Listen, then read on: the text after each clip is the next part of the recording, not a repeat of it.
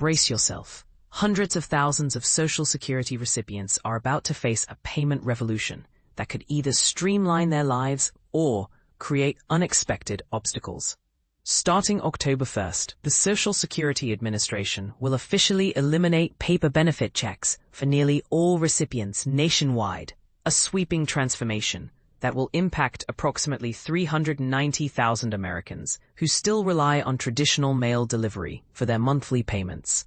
This dramatic shift stems from an executive directive issued by President Trump back in March, requiring all federal benefit distributions to transition to electronic formats by September 30th. The administration argues that digital payments through direct deposit and prepaid debit cards offer superior security and efficiency compared to their paper predecessors. But here's where it gets controversial. While government officials tout this as a modernization success story, critics question whether forcing elderly and vulnerable populations into digital-only systems truly serves their best interests. Currently, over 68 million Americans across every state and territory depend on Social Security benefits for their financial survival. Among this massive population, fewer than 1%, roughly 390,000 individuals, continue receiving their payments via traditional paper checks, according to official SSA statistics. The numbers tell a compelling story about cost and security. Paper check processing costs taxpayers approximately 50 cents per transaction, while electronic transfers require less than 15 cents each. Even more striking, paper checks face 16 times higher risk of being lost, stolen, or fraudulently altered compared to electronic alternatives. And this is the part most people miss. The infrastructure supporting paper-based payment systems drained more than $650 million from taxpayer coffers during fiscal year 2024 alone, according to White House financial reports. Eliminating paper checks represents a long-standing bipartisan objective that our administration is finally implementing. Treasury Secretary Scott Bessent explained in recent statements.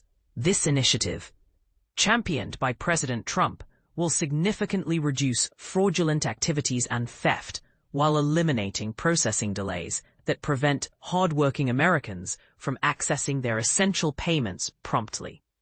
The Social Security Administration has launched an active outreach campaign to notify affected beneficiaries about the upcoming transition and guide them through the electronic payment enrollment process.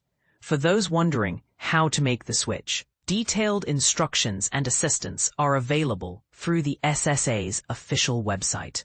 However, the government promises certain exceptions will remain in place.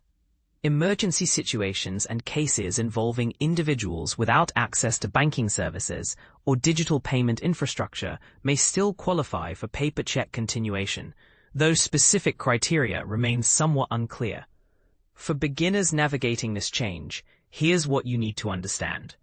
Electronic payments typically arrive faster and more reliably than mail delivery, which can be delayed by weather, postal issues, or address changes.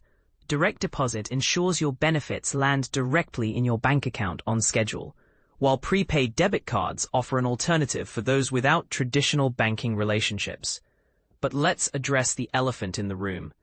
Is forcing vulnerable populations into digital-only systems truly progressive, or does it create unnecessary barriers for those least equipped to adapt? Some argue this policy prioritizes government efficiency over individual choice and accessibility. What's your take on this mandatory transition? Do you believe eliminating paper checks represents genuine progress in government efficiency? Or does it unfairly burden older Americans and those with limited technological access?